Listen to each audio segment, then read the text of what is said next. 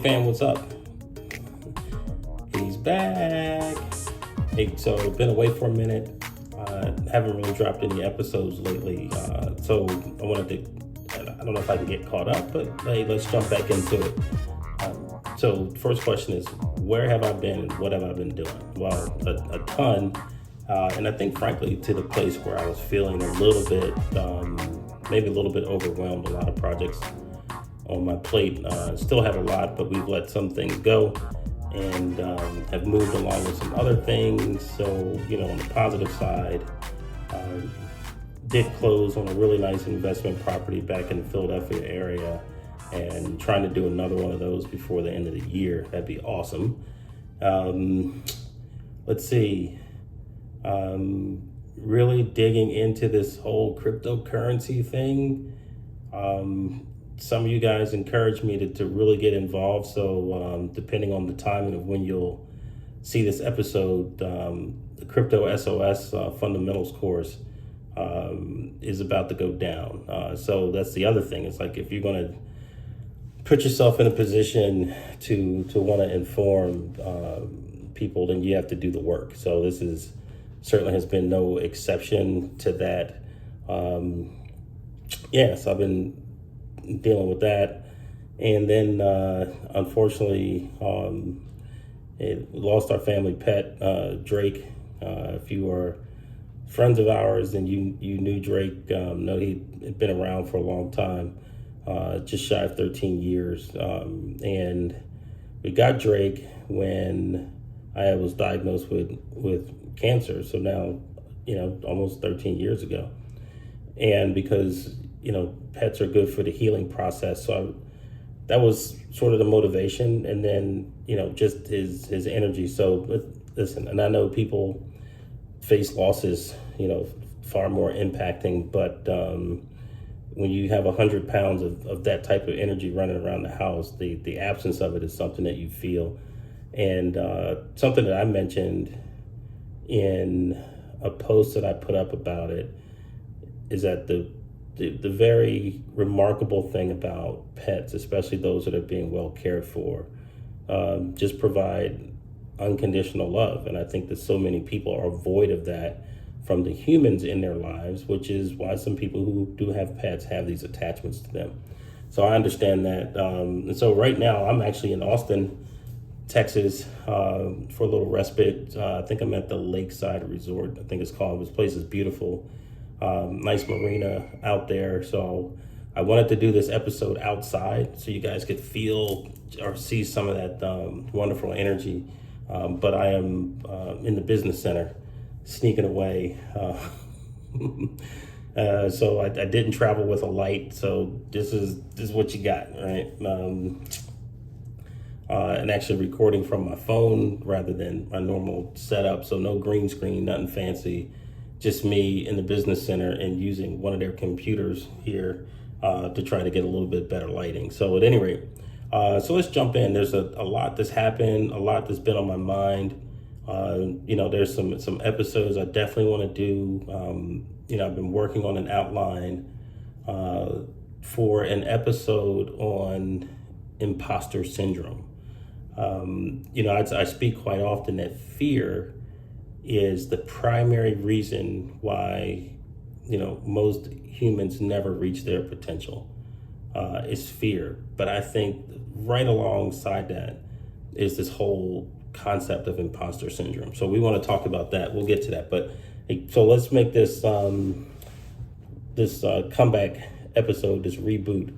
Try not to make it too long, but I want to share some things.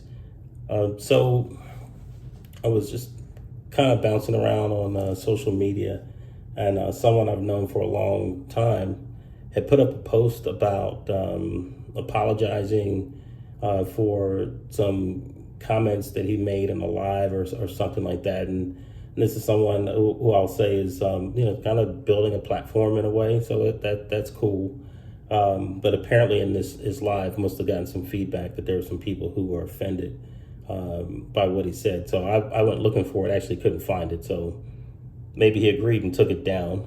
I don't know that I would have done that, but so I couldn't actually find what it was. But then I started to read the responses from people reacting to sort of the apology, right? And we're in this really interesting space in our society with cancel culture and, these expectations that people place on you to say or do things in a certain way. So I want to say a few things to that, and I think this might help some of you just maybe in your everyday life is, we all know you can't please everybody. And if you really want to stress yourself out, if you really want to beat yourself down, if you really want to rob your life of peace and joy, start trying to please everyone. Start apologizing for everything that you say and do. We've gotten to this place where, again, people can create these expectations of you with very little allowance for your humanity, right? The fact that you might be having a bad day or you had, a tough experience. You could really be, being fueled by the emotions of what you are experiencing in your life. And I think that makes some of this an additional challenge. So I don't know that it's ever one that you can win, but by that, I also don't mean that we should be reckless in the way that we communicate, right? And so just sitting this morning, just digesting some of what people said, and here's something I am so totally against, is this idea that just because you speak with force, and with this edge, that it makes your cause any more righteous. It does not. And I know that some people have built a platform, on their, this bully pulpit, and he's just speaking the truth. Well, what is truth? You have a perspective that is, still confined to context and where it occurs in history and the society in which it happens. Like, not everything plays out the same in the same space. And so this is kind of what popped into my head, and I may post this later. But the thought that popped into my head was simply this: is that a wise man may only speak 5 words, but he will choose from 50. Right? I'm going to say that again. A wise man may only speak 5 words, but he will choose from 50.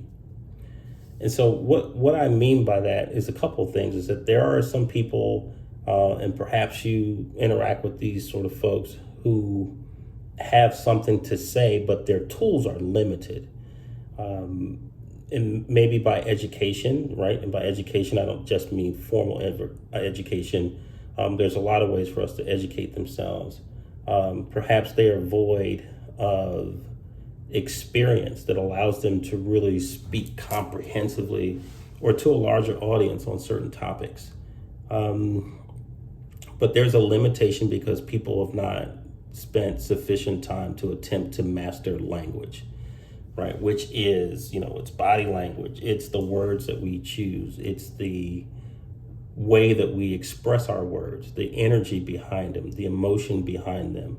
All these things matter. And so I think that there are people who are limited in their expression because they have not attempted to master language. One of the things I've spoken about in the past is this whole practice of intentionality.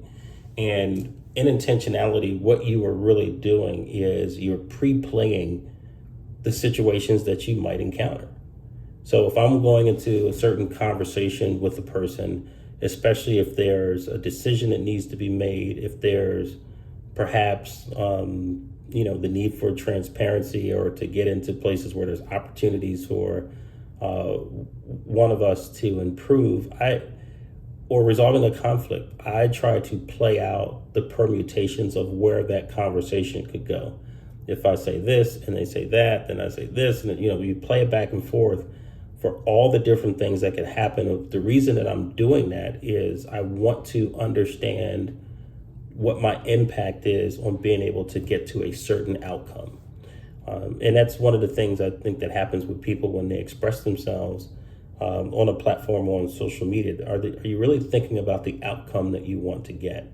But I think that there are many opportunities to just expand the ways on which we can communicate about things. and thereby making it easier for people to understand, right? And so, one of the other things that I've said for many years is, in some cases, understanding is more valuable than agreement.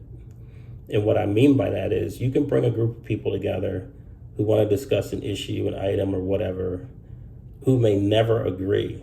And things can get very contentious. It can create a divide. But if we understand each other, and I can know where you're truly coming from, and you can understand truly where I'm coming from, we may not agree, but we should still be able to work together.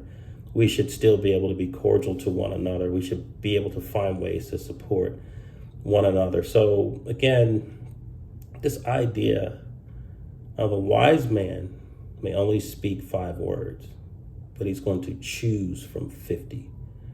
So mastering context, mastering language, mastering delivery, knowing your audience, super critical. And then after all of that, if you can get out the context of what it is that you mean, there are going to be people who disagree. I'm sure that people disagree with things that I say on this platform. I'm okay with that. And I may evolve, right? You can ask me a question today, ask me the same question 6 months from now.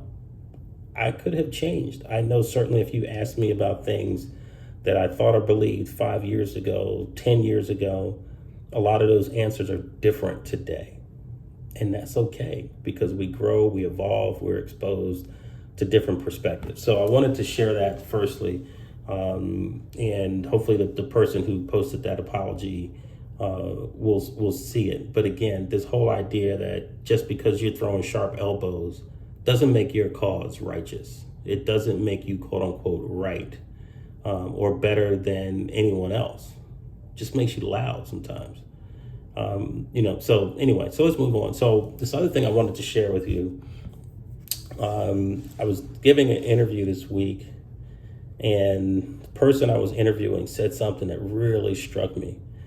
And it kind of sounded like what was being said was, the person who knows why controls he who knows what, right? So maybe this is our episode of Proverbs, right? Of different sayings. But think about that. He who understands why controls he who only knows what. And again, as I've been saying, I'm so big on context, right? And things that people say or do, but I'm always wanting to peel that onion to understand the why. If you really want to, follow someone's example, truly emulate their success or other attributes that they have, it's not about your observation of the what. You want to know the why of what were you thinking? How did you get to that place? As a musician, I study music and songs. And so sometimes perhaps maybe I rob myself a little bit of the opportunity to truly enjoy some of the things I listen to, but there's a part of me that just immediately starts to study. And when I hear what certain musicians do, I immediately go, man, why did he do that? How did you arrive there? And I think that this is what we rob ourselves of in life in general, is we don't seek the whys. We don't seek the root cause. We don't seek the genesis of a thing. And we just get kind of caught up in the expression or even the evolution or permutations of a thing. So that statement, so here's what happened. So I hear the statement, it's like, I need to find that quote.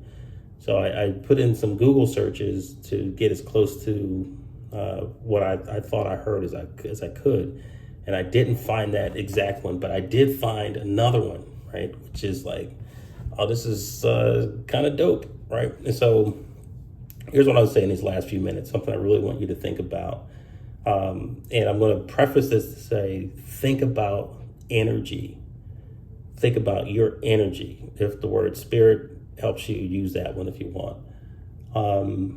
Think about who you share your space with, who you share your energy with, who's in your circle, and how that impacts where you will go, and how your energy impacts people and where they will go, right? And so here's what I found. It says this is an Arabian proverb, and forgive me if I'm not, if you're watching this, if I'm not looking at the camera, but I need to look over here for a second. So it doesn't have an author, just says Arabian. It says, "He who knows not and knows not that he knows not is a fool. Shun him." That he who knows not and knows that he knows not is a student. Teach him. He who knows and knows not that he knows is asleep. Wake him. He who knows and knows that he knows is wise. Follow him. All right, so I'm going to go over these really quickly. But so according to this proverb, there are those who are to be shunned, those who are to be taught, those who are to be awakened, and those who are to be followed, right? And it's not to say that this is the only categories, but for the purposes of this conversation. So what I would ask you to do is to think about the people in your life, the people that you spend the most time with, the people who are in your circle, whether you share responsibility with them or not in life, whether you work with them. So and think about where most of the people are that you know. And so if you say, if you have someone who doesn't know and they don't know that they know, they're a fool, right? So they're to be shunned. That may seem cruel, but I've always been, again, and I just say this to my kids, they did something, and they said, "Why did you do that?" I said, "Well, I don't know." That's what I said to them. That makes you dangerous, right? I'd rather you do something, even if it's a less than optimal outcome, if you understand why. If you know why you did it, then we have a starting point to bring about understanding and hopefully produce some different types of behaviors, right? So think about how many people there are in your life that they don't know, and they don't know that they know. They may not be trying to know, right? So these are people who may be dangerous to your life. Be careful of how much of your energy you share with them. Then there are those who know not, but they know that they don't know. These people are teachable. Man, I'm always excited by that idea of learning and being in a space with people who are curious, who can look at their life and their outcomes and say, I think there might be a better way. And they're willing to look at the example of other people. They're willing to ask them questions again. Why? Not just how, but why. And I think that people who grow through life and can embrace and maintain some level of curiosity can do really well. So the one who doesn't know, but they know that they don't know, is a student. Teach them, right? And then, let's see, he who knows and knows not that he knows is asleep. Wake him. That's a tough one. That there are people, that there is so much goodness, so much capability, so much potential in them, but they don't know. They don't know how to utilize it or how to implement it. But they don't know. They don't know the power of their person. They're asleep. But when you're asleep, you're at risk because you don't know what's happening around you. If you're asleep, you're not in the best position to defend yourself. And there are people going through life who are asleep. You see them. They have all this power. They have all this potential, all this capability. But they don't believe it. They don't know it. They're afraid to touch it. They're afraid to express it. They're afraid to be it. That person is asleep. Nudge them, encourage them, wake them up, and see what they can become. And then finally, he who knows and knows that he knows is wise. Follow him. How many people in your life today are really worthy of being followed? And so to me, a person who is worthy of being followed may have at one time been a fool to be shunned. They may have at one time been asleep and needed to be awakened. But definitely at some point they were a student.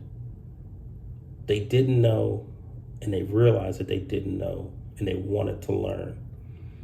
And a person who says, follow me, has I think a protective sort of aspect to their personality that doesn't want those who have offered their trust to them to be harmed in any way, to be taken advantage of, or to be abused. They're transparent about the things they do well, the things they do not. They're not willing to live in the public persona of who they are, what they do, or what they have. They live in transparency. They live in humility. They offer up the elements of their humanity, even those things that might not be so pretty or so publicly acceptable. Think about the people in your life. Are they really people who should be followed? Are you following people who really haven't earned your trust, that really haven't offered up, sort of the recipe, their why? You see their how, you see the what's, but you want to get to the how. How do we get to the how? If they're not willing to expose that, if they're not leaving breadcrumbs, then they may want to be followed, but they're wanting to be followed for what they can get, not for what they can give, right? So are there people in your life predominantly who should be shunned because they're foolish? They don't know, and they don't know what they don't know. Or are these people who are teachable, people who are asleep? So I'm saying, own your life, own your energy. We talk about, living free. Easier said sometimes than done. So anyway, hey, I appreciate you guys. It's so good to be back, sitting in this business center in this beautiful resort. But just felt like this is the time, right? So we got a lot of good stuff that's coming. Super excited about what's going to happen. And again, based on the time in which you might see or hear this episode and where we are with the pandemic. So this is July the 3rd, 2021. And believing that we have been beyond the worst of it, I don't think that is the case, right? We're talking about the new variants. There's going to be a resistance to tell people to mask up, or how do we encourage people to get vaccinated, or whatever. But I want you to be really careful to see what's going to happen, right? If you go back to early on, check out some of my early posts that I did on Facebook before Pivot Play even came around, that were called the Corona Chronicles, right? And one of the things I talked to you about was the sensitivity of supply chains. Well, we're seeing it now. We're seeing supply chains challenged, things that we would normally be able to get our hands on, we can't get our hands on. The people who help to supply those things are now saying they don't want to work. We're about to see how fragile supply chains are. We're going to see how fragile an economy can be, which is one of the reasons why I'm so enamored with cryptocurrency and what I believe it's going to do to the financial markets. But I tried to get some services done recently, and the guy basically said, I can't get people to work. So maybe we'll come back and talk about what that really means. But I want to say this finally. There's only going to be a few people who are going to understand this, but I'm going to say it anyway. When the pandemic started, I encouraged you to sharpen your knives, build a skill, launch a business, because there would be opportunity during that time frame. And so the cycle of that particular cycle, I believe, is closed. But there's a new cycle that's going to open up, or has opened up. But what it's going to mean is you will have to be willing to find I don't want to say this. Find that next opportunity in dark spaces.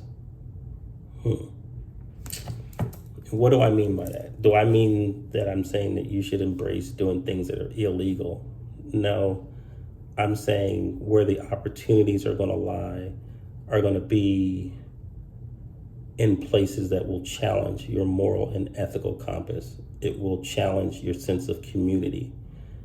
I believe some of the opportunities coming are not, I repeat, will not allow you to bring everyone with you, but it will require your focus, your energy, and your commitment.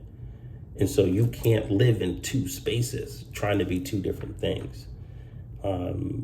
And so you can make the decision to try to drag everyone with you and not get there and not be any better off than you are now. They won't be any better off than they are.